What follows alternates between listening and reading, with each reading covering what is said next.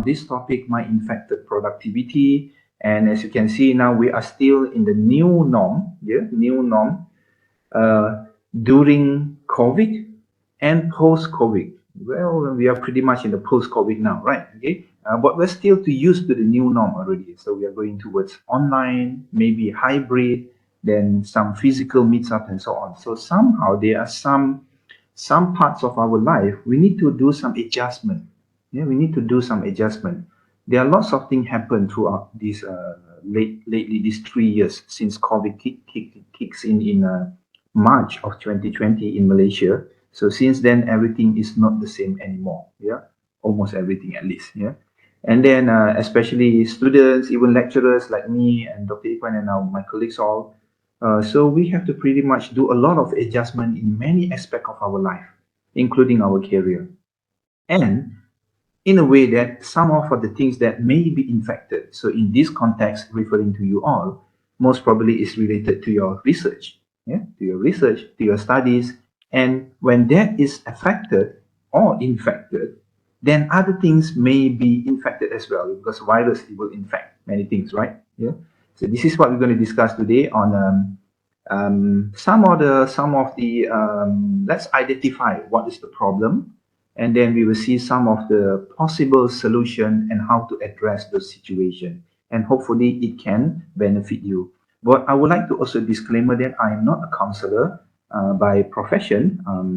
Of course, I'm far from perfect, but please take this session as a sharing session from someone maybe a little bit experienced in life, and hopefully we can share some information with you that you can find it helpful for you. Yeah.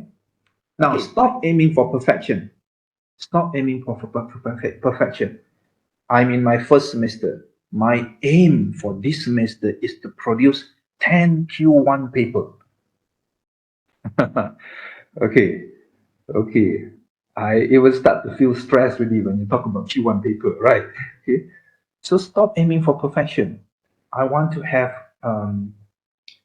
let's cut it short, okay? Yeah, so you know what I mean, right? You know what I mean, yeah? Stop aiming for perfection, but aiming for starting off, kick off, okay? This is correlated to the 3 goals for a day. Trust me, from my experience, if you can get your habit to try to achieve this, start from this thing, okay? 3 goals a day, you will start to feel motivated. You will start to feel progressive. You will start to feel cheerful. And from here, the consequences of getting this right, the good consequences is that you will start to make friends easily and get a team. You will start to have time for exercise and for your family, and all the things will come in. All the things will come in. Okay, now over here, report card. This is what I practice with my team and myself. Report card to track your performance. Quarterly report, half year, and third quarter, fourth quarter. Yeah, so you set your checklist. Yeah, this is your checklist, right? Make your checklist into a period of monitoring, or in other words, in organization we call audit. Okay, your checklist says here that I want to publish 1 index paper in 1 semester. That is realistic, right? 1 paper, 1 index paper in 1 semester. That sounds realistic. Okay, so you have a time frame now. You have a time frame. So your time frame here is 1 semester. But talking about semester can be gray area. Some people say semester is 4 months. Some people say semester is 6 months. Some people say semester is forever. All right. So be specific. I want to publish a paper in 6 months. That is measurable. Yeah, measurable. So put it that in your report card. Manage your energy and time, guys. Sleep early, wake up early. Trust me, it will benefit you a lot, especially when you come to 30s, 40s in your age. Then you will feel the consequences of not doing this in your early age. Okay, manage your time and energy. Okay, sleep early. When I say early, depends on you. Maybe when you have kids, life is so tiring sometimes. Yeah, life can be very tiring. You at night you need to get your kids sleep before you can sleep and so on. So there be some adjustment. But if you're single, you're not married or what, right? That doesn't mean that I can sleep 3 a.m. in the morning.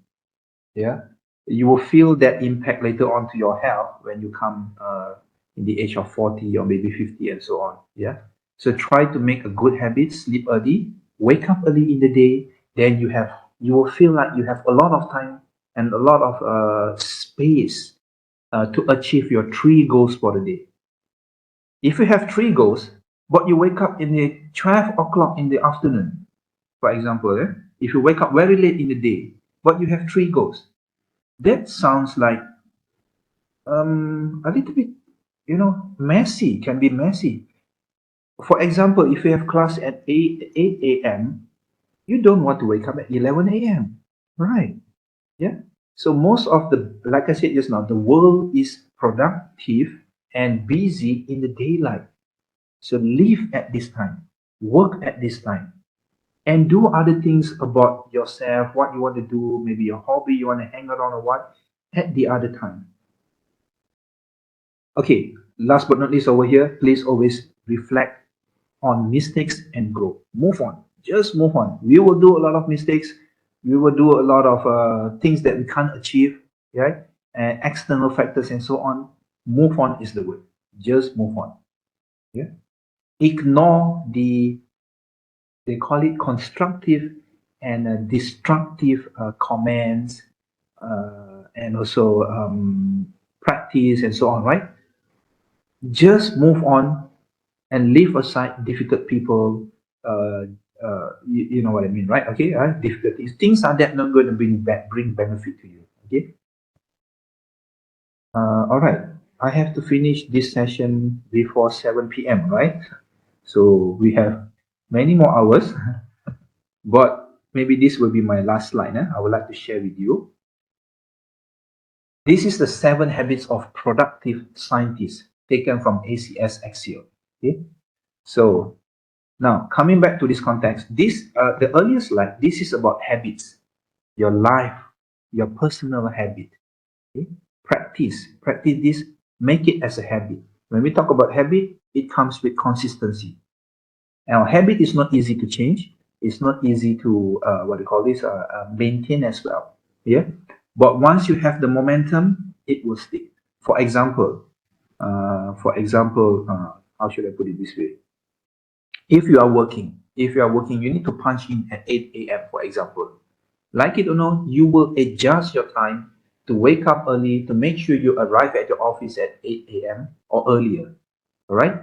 So at the beginning can be very difficult, can be so hard, you feel stressed and so on. But as it goes on, it becomes a habit. When it becomes a habit, your timetable and schedule tends to adjust and adapt to it.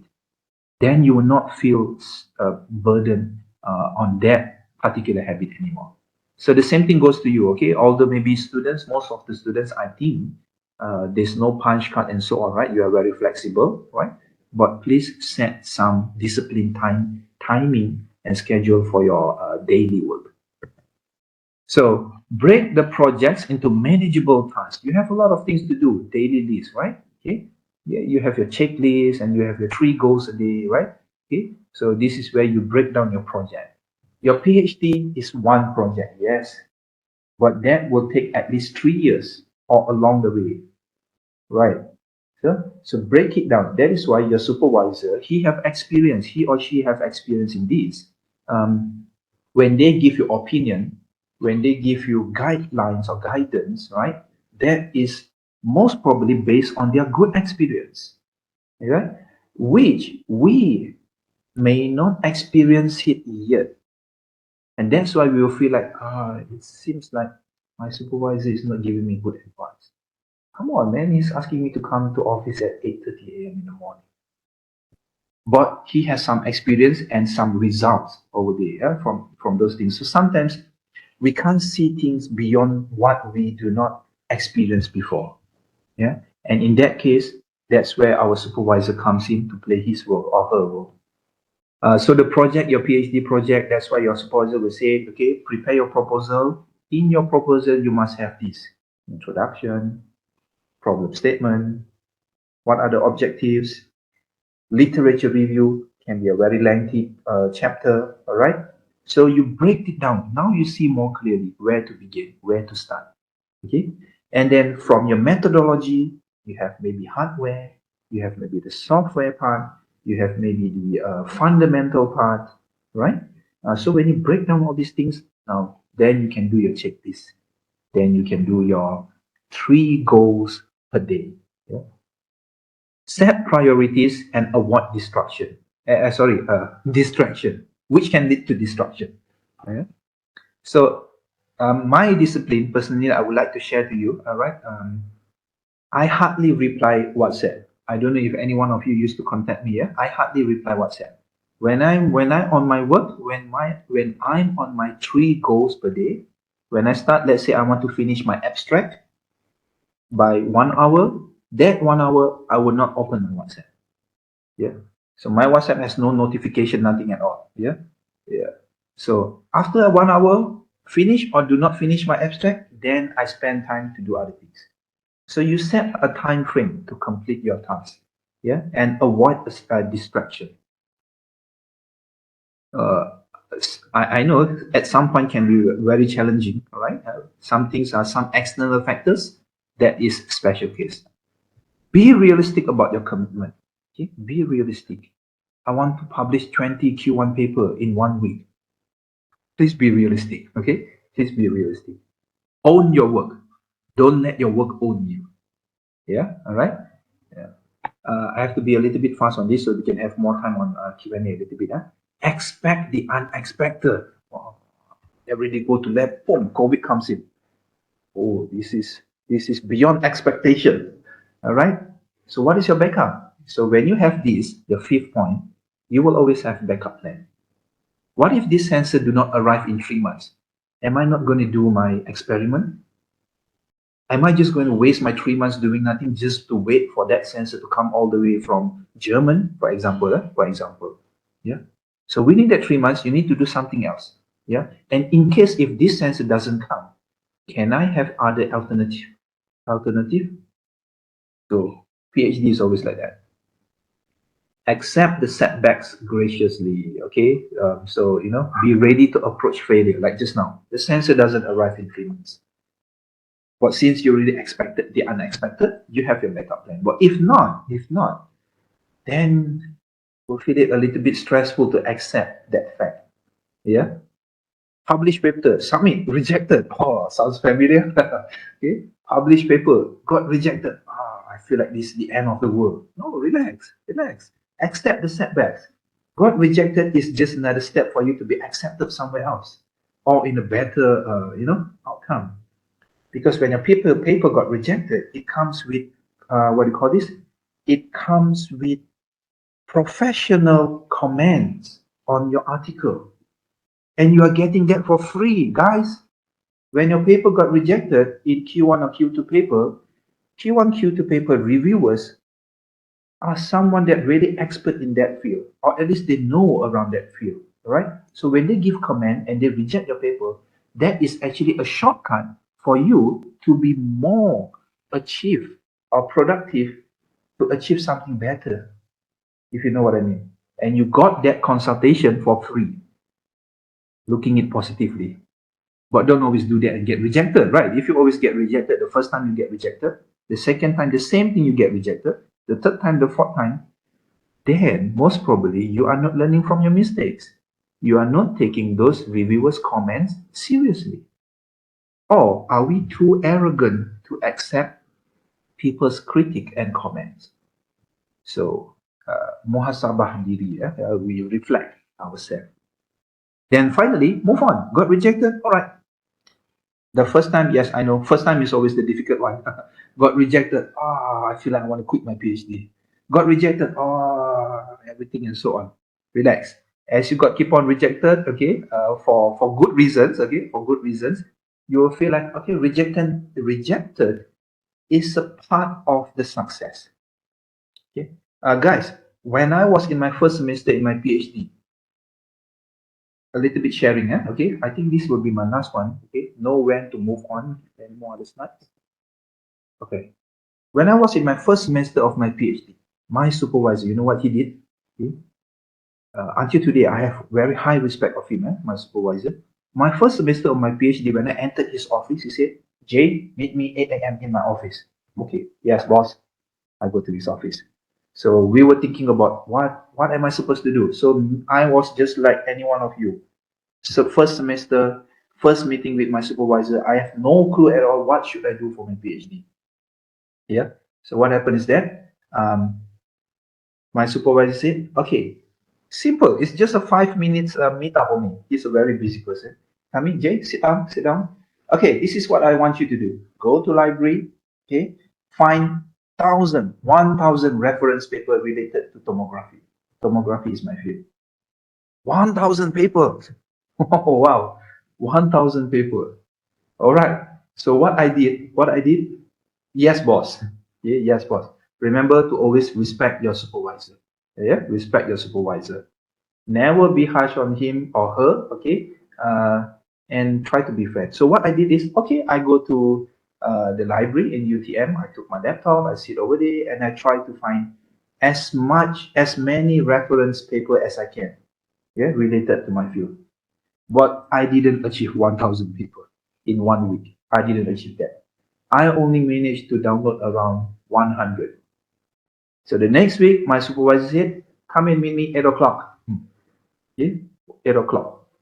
Then, you know what happened is that, okay, so I meet him with a very heavy hearted because I did not achieve what he wants. All right? I did not achieve what he wants. He requested 1,000 papers in 1 week. I only got around 100 paper. That is far away from 1,000. So you will feel like, oh, I'm so a little bit embarrassed to meet him, but I still have to meet him. Some of you may choose to avoid him, right? But I didn't do that. I meet him. So I meet him. I say, Prof, I'm sorry. I only got 100 paper only. Yeah, 100 paper. Yeah. So what happened is that he didn't say, oh, he didn't get angry or he didn't demotivate me. Yeah, it didn't demotivate me. He said, yeah. So what he said is this: I know you are not going to get 1,000 paper. I said, what is this, a prank or what? He said, I know you are not going to get 1,000 paper. Yeah, I know you're not going to get that. Yeah, but what you get is something beyond that. You know what you got? My supervisor told me. Now you know how to find paper faster. Now you know how to sort paper. Now you know how to use EndNote and Mandarin. Yes or no? He asked me. And I was thinking, oh yeah, that's very true. Now I am so familiar with EndNote, right? Now I am good in searching journals. I know about Elsevier. I know about IEEE. I know where to find papers and so on. So it's about the process, guys. It's about the process. Yeah. Well, long story cut short, there are a lot of interesting things between me and my supervisor and my PhD journey. Yeah. Okay, I think I can go all long, okay, but maybe I will stop here. Maybe this is the last one. Seek help. Seek help. We have counseling in UTM. We have a counseling center. You have your academic advisor. Yes, maybe most of the time he will not be in touch with you, but you have your academic advisor. You can reach out to him. Don't wait for him to reach out to you. Again, him or her. You have the school, the faculty. You have your lecturers. You have your close friends. You have your neighbors, NGOs, your colleague from same course or different course. You have PGSS, guys. SKM, SKB, SK. That's a huge family. And for locals as well, you have a Jabatan Kebajikan Masyarakat, and the list goes on. Identify those bodies that you can seek help. Yeah. So know this, you are not alone, and try not to do multitasking because our human brain doesn't work that way. Okay. Our human brain is single tasking. When we have multitask, when we have multitask to do, our brain, it works like this. It will shut down one task and focus on another. It doesn't work both ways, two tasks at once. For example, you don't have two handphones and talk at once. You can't talk to two-person using two handphones at one time, right? So we work single tasking. So you have to manage properly, yeah, because goal shifting, yeah, and so on, rules regulation. Because when we do a lot of multitasking, that's where we feel low productivity.